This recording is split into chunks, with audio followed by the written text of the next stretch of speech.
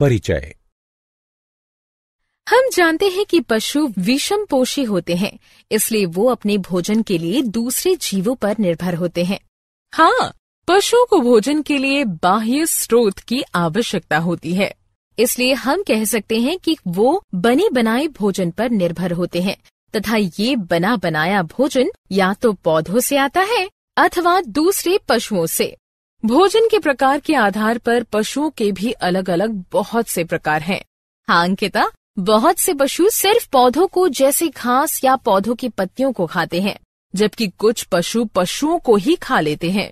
बड़ी मछली छोटी मछली को खा लेती है, चिड़िया कीड़े मकोड़ों को खाती है, सर्प मेंढकों को खाते हैं और कुछ कीड़े मरे हुए पशुओं का शरीर खाते हैं। लेकिन जब हम इसे नजदीक से देखते हैं तो पाते हैं कि पृथ्वी पर उपस्थित सभी जीव जंतु भोजन के लिए प्रत्यक्ष अथवा अप्रत्यक्ष रूप से सूर्य पर ही निर्भर होते हैं। पौधे सूर्य की ऊर्जा का प्रयोग करके प्रकाश संश्लेषण द्वारा भोजन बनाते हैं, जो उनके द्वारा जीवन बनाए रखने के लिए प्रयोग में लाया जाता है। दूसरी तरफ पौधे भी शाकाहारी अथवा सर्वाहारी जीवों द्वारा खा लिए जाते हैं और मांसाहारी अपने भोजन के रूप में शाकाहारी जीवों को खा लेते हैं।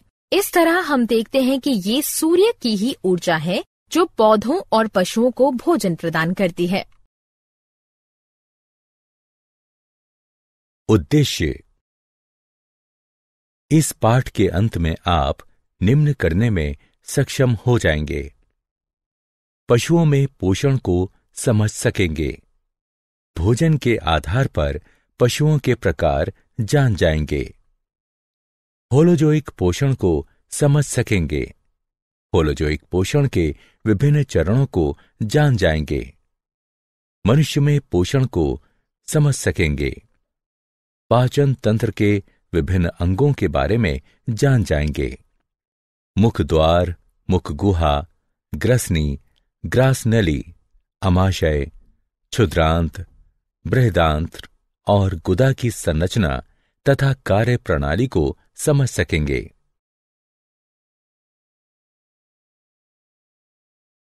विभिन्न पाचन ग्रंथियों का पता लगाइए। लालारस अथवा लार ग्रंथियों और जठर ग्रंथियों की संरचना और कार्य प्रणाली को समझें। यकृत की संरचना और कार्य प्रणाली को समझें। अग्नाशय और आंत्रीय ग्रंथियों की संरचना और कार्य प्रणाली को समझें। पाचक ग्रंथियों के रसायन विज्ञान का अध्ययन करें।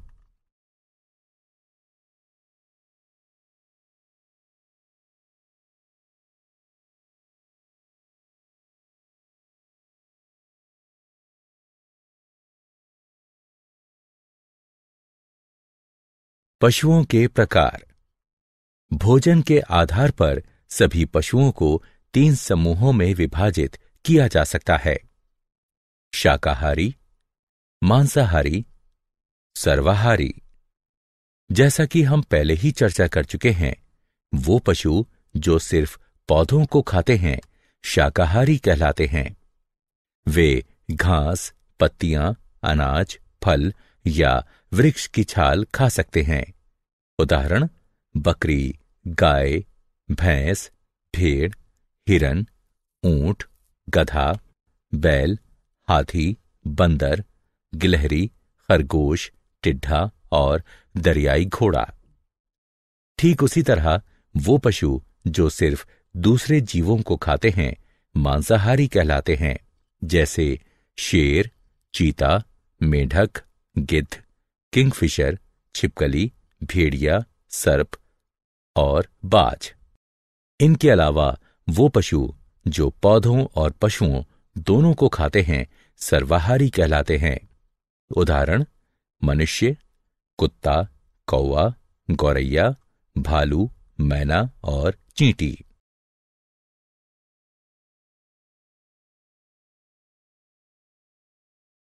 होलोजाइक पोषण। होलोजाइक पोषण, होलो संपूर्ण जोइक और पशु, वो पोषण जिसमें ठोस या द्रव कार्बनिक पदार्थों का अंतर्ग्रहण किया जाता है। होलोजोइक पोषण में 5 चरण होते हैं: अंतर्ग्रहण, पाचन, अवशोषण, समत्व, मलत्याग। अंतर्ग्रहण में भोजन को खाया जाता है। यह भोजन के आकार और अंतर्ग्रहण के लिए अंगीकृत संरचना पर निर्भर करता है। अमीबा में अंतर्ग्रहण कूटपादों की सहायता से, पैरामीशियम में सीलिया की सहायता से, हाइड्रा में तंतुओं की सहायता से, कीड़ों में मुख भागों की सहायता से, मेढकों और छिपकलियों में उत्क्षेपणीय जिह्वा की सहायता से तथा मनुष्य में हाथों की सहायता से होता है। पाचन वह प्रक्रिया है जिसमें जटिल, बड़ी आकृति वाले तथा अघुलनशील कार्बनिक बहुलक, जिनका विसरण नहीं हो सकता है, सरल, छोटे तथा घुलनशील कार्बनिक एकलकों, जिनका विसरण हो सकता है, उसमें टूट जाते हैं। कार्बनिक पदार्थ जैसे प्रोटीन, वसा और जटिल कार्बोहाइड्रेट, अमीनो अम्ल, मोनोशुगर, फैटी एसिड इत्यादि। यह प्रक्रिया पाचक रस में उपस्थित पाचक एंजाइमों की उपस्थिति में होती है, जो पाचक ग्रंथियों से स्रावित होते हैं। अवशोषण वह प्रक्रिया है जिसमें विसरित हो सकने वाले पोषक पदार्थ आहार नली की भित्ति को पार करके लसिका में प्रवेश कर जाते हैं। अवशोषण में भौतिक प्रक्रियाएं जैसे विसरण और परासरण तथा सक्रिय प्रक्रियाएं जैसे ग्लूकोज और अमीनो अम्लों का सक्रिय परिवहन दोनों होती हैं। समत्व एक उपचयी प्रक्रिया है जिसमें साधारण पोषक पदार्थ उपापचयी प्रक्रिया से गुजरकर पुनः प्रोटीन, पॉलीसैकेराइड और वसा जैसे जटिल और बड़े जैव अणुओं का निर्माण करते हैं। यह नए बने हुए बड़े जैव अणु वृद्धि और शरीर के ऊतकों की मरम्मत में सहायता करते हैं। मल त्याग वह प्रक्रिया है जिसमें भोजन का वह भाग शरीर से निकल जाता है जो पचता नहीं है। वह सारा भोजन जो हम खाते हैं हमारे शरीर में नहीं पचता है। भोजन का एक भाग शरीर में ही बचा रह जाता है जिसका उपयोग शरीर द्वारा नहीं किया जा सकता, इसलिए यह भाग शरीर के मल के रूप में अलग हो जाता है। मनुष्य में पोषण। मनुष्यों में पोषण उसके पाचक तंत्र द्वारा होता है। मनुष्य के पाचक तंत्र के विभिन्न अंग निम्न हैं: मुख द्वार, मुख गुहा, ग्रसनी, ग्रासनली, आमाशय, क्षुद्रांत्र, बृहदांत्र, मलाशय, गुदा।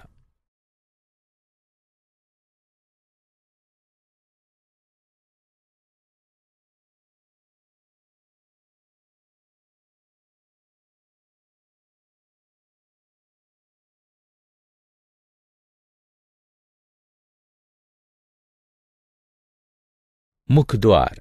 मुख द्वार एक अनुप्रस्थ छिद्र होता है जो चलनशील ओष्ठों से घिरा होता है। इसका मुख्य कार्य अंतर्ग्रहण है।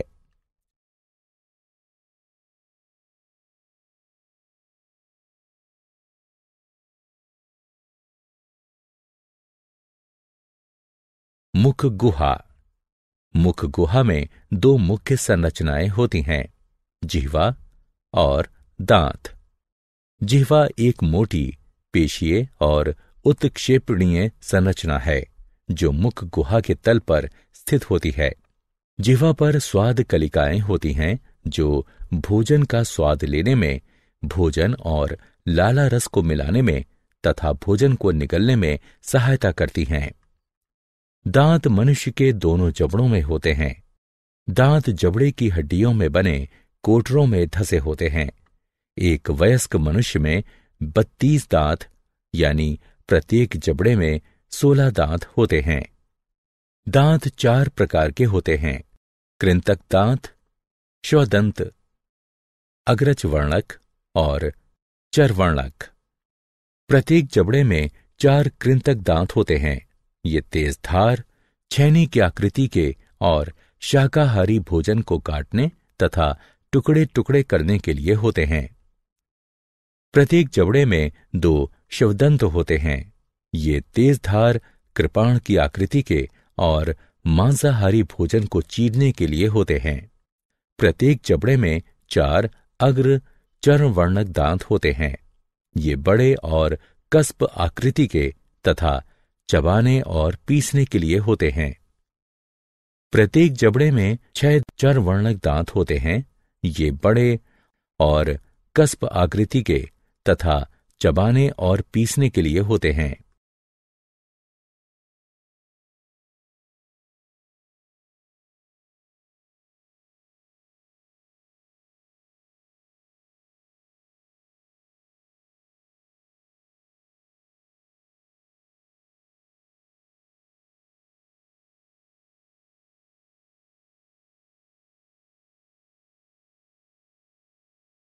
ग्रसनी।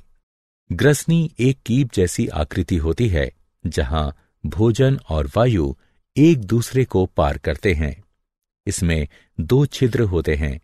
कंठ द्वार कंठ और श्वास नली में खुलता है। गलेट ग्रास नली में होती है और भोजन निकलने के दौरान खुलती है। ग्रास नली। ग्रास नली पाचन तंत्र का एक लंबी, संकरी और नलीदार भाग है। यह गर्दन और ग्रसनी से अमाशय में खुलती हैं। यह क्रमाकुंचन द्वारा भोजन का परिवहन करती है। अमाशय। अमाशय एक मोटा, पेशीय और जे की आकृति का थैला होता है जो ऊपरी उदर के बाएं भाग में स्थित होता है। अमाशय भोजन के मंथन और पाचन में सहायता करता है। अमाशय में भोजन का 3 घंटे तक मंथन होता रहता है, जिसके कारण भोजन छोटे छोटे टुकड़ों में टूट जाता है और एक अर्धठोस पेस्ट बनता है। अमाशय की भित्ति में 3 नलीदार ग्रंथियां होती हैं, जिनसे जठर रस स्रावित होते हैं। जठर रसों में मुख्यतः 3 पदार्थ होते हैं: HCl यानी पेप्सिन, एंजाइम और श्लेम। HCl की उपस्थिति के कारण पेप्सिन एंजाइम अम्लीय होता है और प्रोटीनों का पाचन शुरू कर देता है। श्लेम अमाशय की भित्ति को उसी के द्वारा स्रावित HCl अम्ल से बचाता है। अमाशय की पेशीय भित्ति भोजन और जठर रसों को एक दूसरे में मिश्रित करने में सहायता करती है। क्षुद्रांत्र। क्षुद्रांत्र आहार नली का सबसे बड़ा भाग होती है। एक वयस्क मनुष्य में यह लगभग 6.5 मीटर लंबी होती है। यह बहुत संकरी होने के कारण क्षुद्रांत्र कहलाती है। क्षुद्रांत्र 3 भागों में विभाजित होती है: गृहिणी, जेजुनम और इलियम। क्षुद्रांत्र वह स्थान है जहां भोजन पूरी तरह से पच जाता है और उसका अवशोषण प्रारंभ हो जाता है। इसमें 2 ग्रंथियों से स्रावित होने वाले रस आते हैं: यकृत और अग्नाशय। यकृत से पित्त श्रावित होता है, जो एक हरा पीला लवण युक्त क्षारीय द्रव होता है, जो वसा का पायसीकरण अथवा उन्हें तोड़ने में सहायता करता है। इसलिए अमाशय से आया हुआ अम्लीय भोजन यहाँ पित्त द्वारा क्षारीय हो जाता है और वसा भी छोटी छोटी बूंदों में टूट जाती है। अग्नाशय से अग्नाशयी रस स्रावित होता है, जिसमें एमाइलेज, ट्रिप्सिन और लाइपेज होते हैं। एमाइलेज मंड को तोड़ता है, जबकि ट्रिप्सिन प्रोटीन को, लाइपेज पायसीकृत वसा को तोड़ता है। बृहदांत्र। बृहदांत्र क्षुद्रांत्र की तुलना में छोटी और चौड़ी होती है। यह कोलन में जाने वाले भाग और मलाशय में विभाजित होती है। यह मल के निर्माण और उसके अस्थायी भंडारण में सहायता करती है। अधिकतम कशेरुकियों में कोलन पाचन तंत्र का आखिरी भाग होती है। शरीर से बाहर निकलने से पहले यह ठोस पदार्थों में से जल तथा लवण अवशोषित कर लेती है। मलाशय बृहदांत्र का 6 से 8 इंच लंबा भाग होता है। यह ठोस अपशिष्टों का तब तक भंडारण किए रहता है जब तक वो गुदा द्वारा शरीर से बाहर नहीं निकल जाते हैं। गुदा गुदा धड़ के आधार पर स्थित होती है और पाचन तंत्र के अपशिष्ट पदार्थों को शरीर से बाहर निकालने का काम करती है। पाचन ग्रंथियां। इन अंगों के अतिरिक्त कुछ पाचन ग्रंथियां भी होती हैं जो पाचक एंजाइमों को स्रावित करती हैं। ये पाचक ग्रंथियां हैं लालारस ग्रंथियां, जठर ग्रंथियां, यकृत, अग्नाशय, आंत्रीय ग्रंथियां। लालारस यानी लार ग्रंथियां। मनुष्य में लालारस ग्रंथियों के 3 युग्म होते हैं। इनसे लालारस या लार स्रावित होती है, जिसमें पाचक एंजाइम टाइलिन अथवा लारिये एमाइलेज होता है। लालारस नलिकाएं मुख गुहा में खुलती हैं। जठर ग्रंथियां। जठर ग्रंथियां आमाशय की भित्ति में होती हैं और जठर रस स्रावित करती हैं।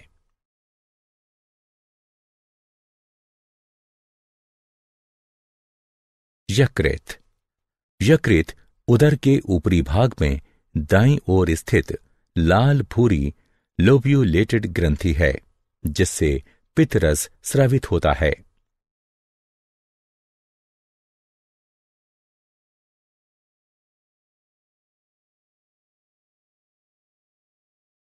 अग्नाशय। अग्नाशय आमाशय के ठीक पीछे स्थित पीले रंग की ग्रंथि है, जिससे अग्नाशयी रस स्रावित होता है। अग्नाशयी नलिका के द्वारा अग्नाशयी रस क्षुद्रांत्र तक पहुंचता है। आंत्रीय ग्रंथियां। आंत्रीय ग्रंथियां क्षुद्रांत्र की भित्ति में स्थित होती हैं और इनसे आंत्रीय रस स्रावित होता है, जिसे सक्कस एंटेरिकस भी कहते हैं। मनुष्य के पाचन तंत्र में कार्य करने वाले एंजाइम। लालारस में लारिये एमाइलेज होता है, जो मंड को शर्करा में तोड़ देता है। HCl की उपस्थिति में पेप्सिन प्रोटीन का पाचन करता है। पेप्सिन अम्लीय माध्यम में ही सक्रिय हो पाता है। यकृत यानी पित्ताशय का पित्त वसा का पाचन करके उसे फैटी एसिड में तोड़ देता है। यह भोजन को क्षारीय माध्यम में परिवर्तित कर देता है। एमाइलेज मंड को पचाता है। अग्नाशय से ट्रिप्सिन प्रोटीन को पचाता है। अग्नाशय से लाइपेज पाइसीकृत वसा को तोड़ता है। अग्नाशय से दांतों का क्षय। दांतों के क्षय के कारण दंतवल्क और दंत धातु धीरे धीरे मुलायम हो जाते हैं। जब जीवाणु शर्करा को पचाकर अम्ल का उत्पादन करते हैं तो वो अम्ल दंतवल्क के लवण को नष्ट कर देता है और दांतों का क्षय प्रारंभ हो जाता है। भोजन कणों के साथ साथ बहुत से जीवाणु भी दांतों की सतह पर चिपक जाते हैं और दांतों पर मैल के रूप में जम जाते हैं, जिसे प्लाक कहते हैं। लार अम्ल को प्रभावहीन करने के लिए दांतों की सतह तक नहीं पहुंच सकती, क्योंकि दांत प्लाक से घिरा होता है। भोजन के बाद ठीक से दांत साफ करने से जीवाणुओं द्वारा अम्ल का उत्पादन शुरू करने से पहले ही प्लाक हट जाता है। यदि उपचार नहीं किया जाता है तो ये अति सूक्ष्म जीवाणु मसूड़ों को संक्रमित कर सकते हैं तथा सूजन पैदा कर सकते हैं। क्या आप जानते हैं, मनुष्य में वर्मीफोर्म, अपेंडिक्स, क्षुद्रांत्र और वृहदांत्र के जोड़ पर स्थित एक अवशेषी नलिका है। वर्मीफोर्म अपेंडिक्स की लंबाई का बढ़ना और उसका सूजना अपेंडिसाइटिस कहलाता है।